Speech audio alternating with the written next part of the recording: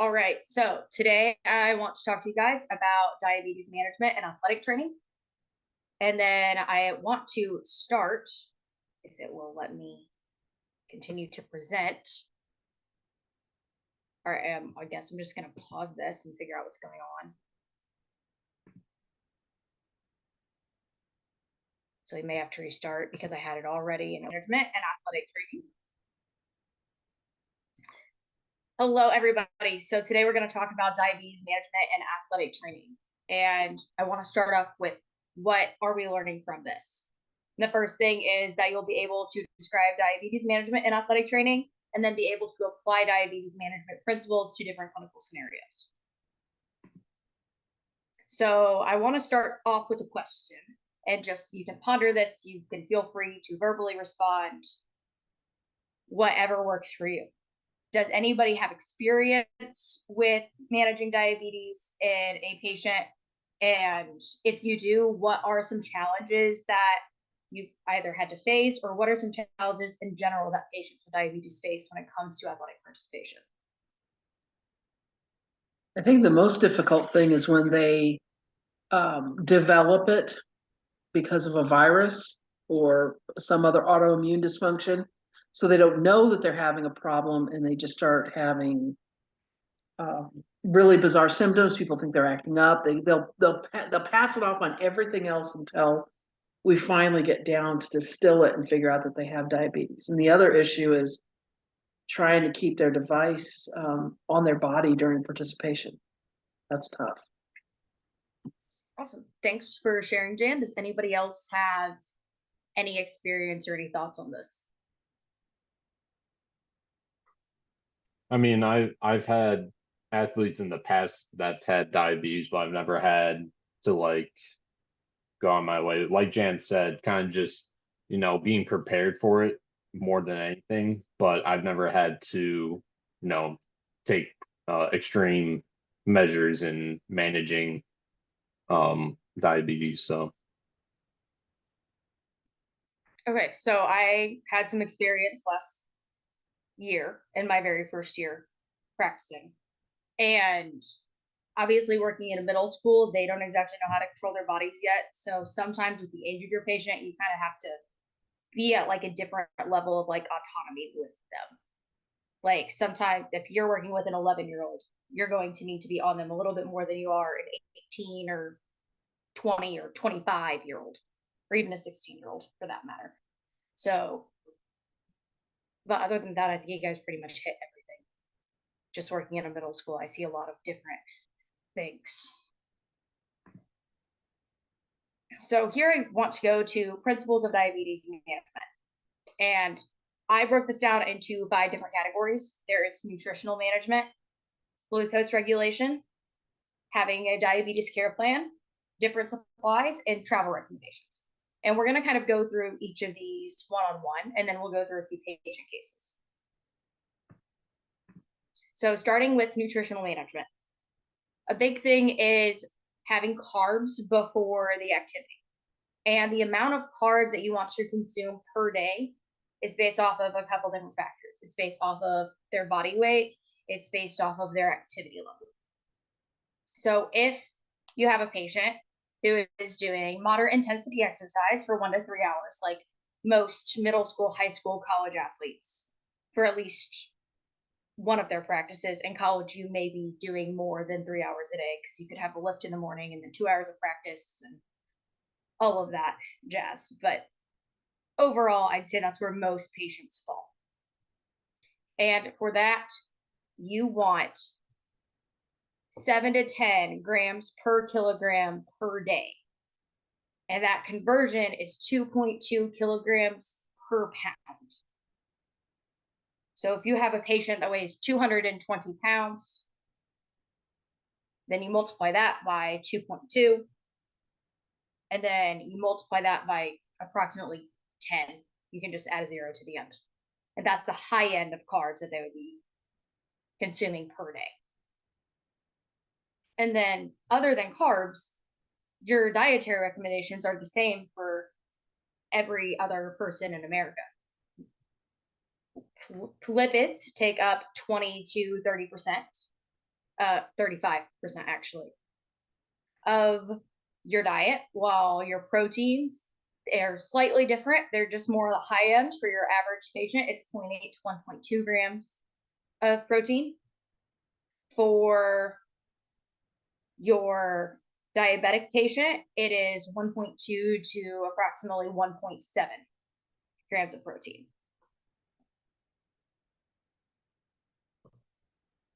And I also think that is per pound per day, because 0.8 grams of protein is like nothing. And then moving to glucose management. You can do this a couple different ways. Some patients are fortunate enough and they have a CGM. That is a continuous glucose monitor. It could be a Dexcom. There are a whole bunch of different brands. This right here, actually, that I'm pointing to is a continuous glucose monitor. And then a lot of them go to apps on your phone now. And some of them are also connected to an insulin pump. So if your glucose goes high, it'll give you some insulin. If it goes too low, it will stop giving you insulin and alert. This is also nice because caregivers can have access to it as well. So if you're working in a middle school, high school setting, the parent may have access to it. So if the parent's at the game and they notice it's low, even starting to go low or starting to go high, they can let you know. Insulin recommendations are typically made by your physician that is working with that patient. Their endocrinologist will come up with recommendations based off of their patterns. If they typically go high during activity, they may dose a unit of insulin before activity. And then your normal glucose levels for diabetics are also different. Your normal glucose levels in your average patient are 60 to 100 milligrams per deciliter. Now, in a diabetic patient, the number actually starts at 100 and goes to 170. Also, feel free to stop me at any time if anybody has any questions or anything like that. Next, I want to touch on a diabetes care plan and when's it indicated, what are the components. If you ask the NATA, it is indicated anytime a patient with diabetes is participating in athletic activity. Now, let's be real for a second. We all know that this is not the case. Not that it should be the case, but it's not the case.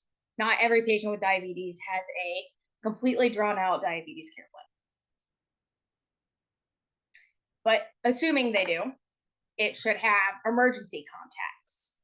It should have what to do if they get low, what to do if they go high, what to do if they go unresponsive. Do they have an emergency medication? How are they monitoring their glucose? Do they have a backup way to monitor their glucose?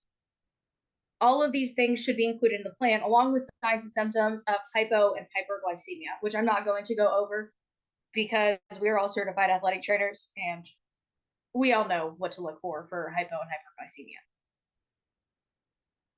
Does anybody have any questions on anything I've said so far before I move on to the next thing? No? All right. So next are supplies that you should keep in your med kit, especially if you know you have a diabetic patient. And obviously you don't need all of these different snacks. These were just different snack ideas. So glucose tabs, a glucometer if one's available to you in all settings, that's not necessarily possible. But if you can have one available to you, it would be a great thing to have. Juice is also something that may or may not work depending on your med kit, traveling, all of that jazz. Smarties, granola bars, those are kind of my go-to because a roll and a half of Smarties is 15 grams of carbs. And a granola bar has the right amount of a long-acting carb to stabilize it once they get there. Their care plan, if they have one. Batteries in case whatever they're using to monitor their glucose and their battery dies. And then a sharps container for any needles that could happen. This is not an exhaustive list, but these were the ones that I felt were the most important. And then travel recommendations. These are things that the patient should be traveling with themselves. I know as a middle school athletic trainer, I don't really handle all of this because of liability reasons, but this is something that you should make sure they are traveling with. And if they're a minor, maybe their parents go to every game and their parents bring all of this stuff. But an insulin dosage, if you're traveling for more than a couple hours, multiple doses. Along with that, if you're crossing time zones, that's going to affect things. So especially at the collegiate level, where let's say we're in the Big Ten now, and you're the athletic trainer for IU and you're traveling to UCLA, that is a 3-hour time difference. So making sure that they can also have their insulin with them and dose it appropriately given the time change, because their times for their insulin management are going to change. That's something that you need to be more aware of when you're crossing time zones. Obviously, the snacks we just mentioned. Another thing, especially when you're traveling long distances, is prepackaged meals. Also, what if the bus breaks down? What if you get stuck sitting on I-70 for 3 hours? Because that is not a crazy thing to happen. It happens all the time. It's I-70. And obviously, you should consult with the diabetes care team at any point in time when traveling. Anybody have any questions so far? No. All right. So now I want to move more into patient cases to kind of apply what we've just done. So I'll give you guys a second to read this patient case, and then we can talk about the next steps and how we would go from there.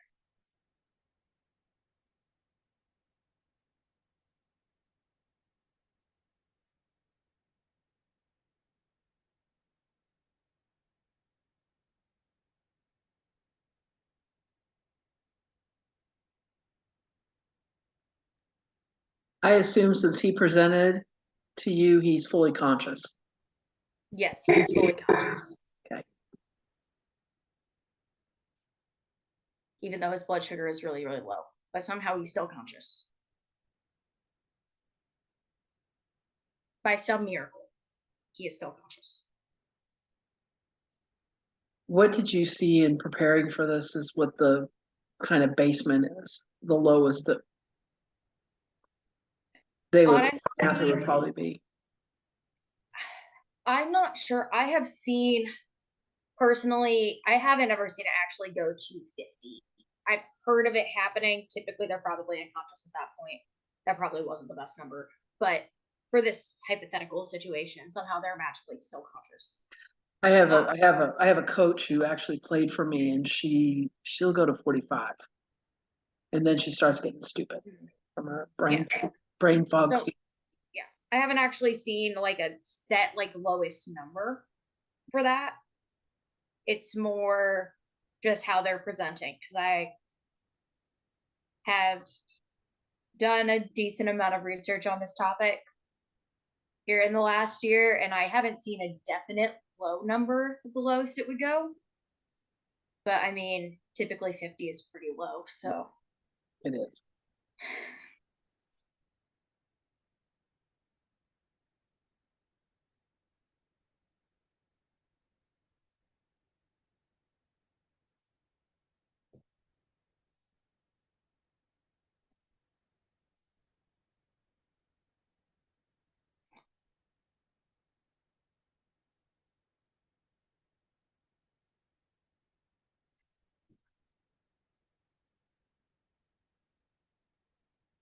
Does anybody other than Jan have ideas on what the next steps are?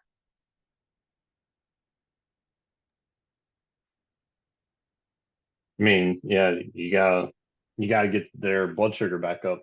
Gotta give them some sort of, like you said earlier, juice, granola bar, something to get their blood sugar back up to normal levels. Yeah, so that's a good point. Does anybody know exactly what amount of carbs you want to give them at first to try and get their blood sugar back up, assuming they're conscious? I think it's like 15 or It or is. yeah.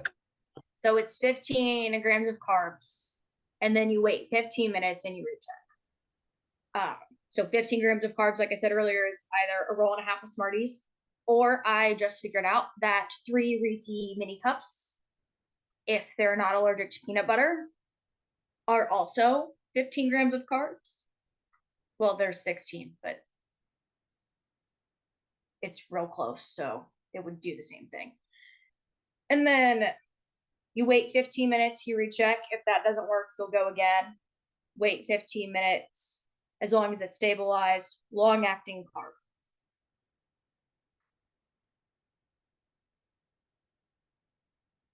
Warren, you have anything to add? If not, we can just move to the next one. What's like just to remind me, what's like a normal range for blood sugar level again? So a normal range for your average human is 60 to 100 milligrams per deciliter. Your average diabetic patient is 100 to 170 milligrams per deciliter. Gotcha. Thank you.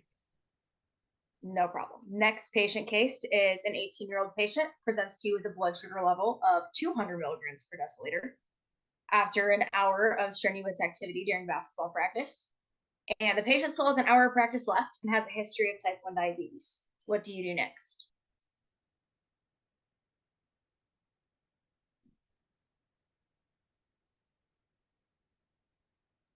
You need to decrease their blood sugar levels. Would they? I mean, they would probably have insulin, right? Yeah, I mean, typically your 18-year-old patients have some insulin on them. Yeah. Obviously, if they're using a CGM, you might want to, they will probably make sure it's actually functioning correctly because they typically don't get that high. Mm-hmm. If they have a glucose monitoring system, that's also an insulin pump. Now, Right. if they just have the glucose monitoring system, then they'll get that high.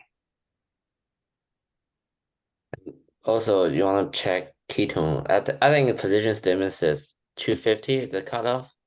But if you want to return to play, probably if you have the strips, then I mean, why not, right? It's 18, so it's up to the patient. Yeah, good point.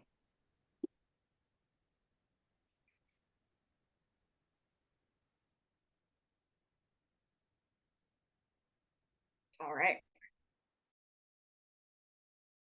Move on to the next and final patient case. So this one is a 14 diagnosed with type 1 diabetes and is wondering how that works with athletics. So who do you notify? What education do you give her and her parents, or do you give her and her parents education? And what do you need to make sure you have in your kit? I think this is a great time to have a team approach to education. So you're sitting with the diabetes educator and the parent, and even get the coaches of the team she's thinking, because they all need to know exactly what the game plan is. And then she knows that she's got a force behind her if she does have trouble. Yeah, no, I agree. Adam, Warren, Haven, thoughts? I mean, kind of going into like identification strategies with the parents would probably be beneficial, like we stated earlier, knowing what ranges that we would like this patient to be in, and what ranges they would need to start administering some intervention kind of things, whether that's, providing insulin or giving them some sort of snack to get them back up, depending on the situation. And then when it comes to having stuff in your kit, having, like we said earlier, snacks, juices, whatever, on hand to be ready in situations where the patient may get to a state where they need something like that.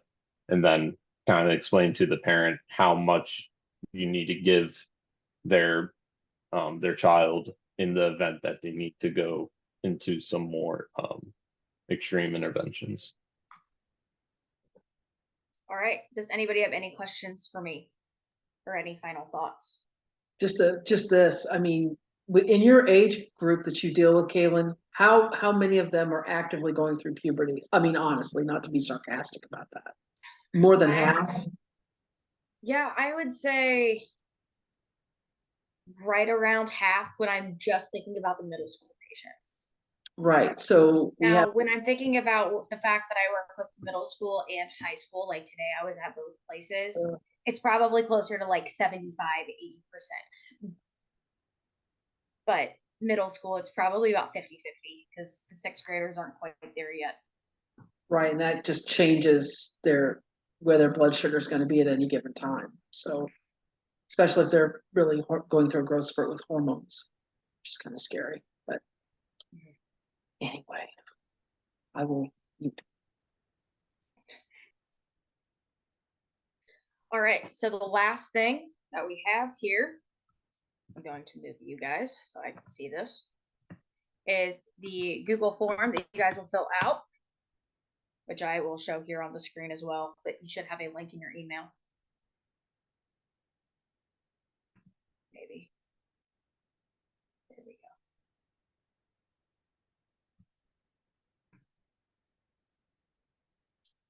I will be closing this in a second, but these are your questions that you'll be answering. And then that last question is that feedback question. Please be honest in your answers, just so I know how I can improve what you thought I did well. And that is what I've got for you guys today. Is that in the email? That is in your email, yes. Okay.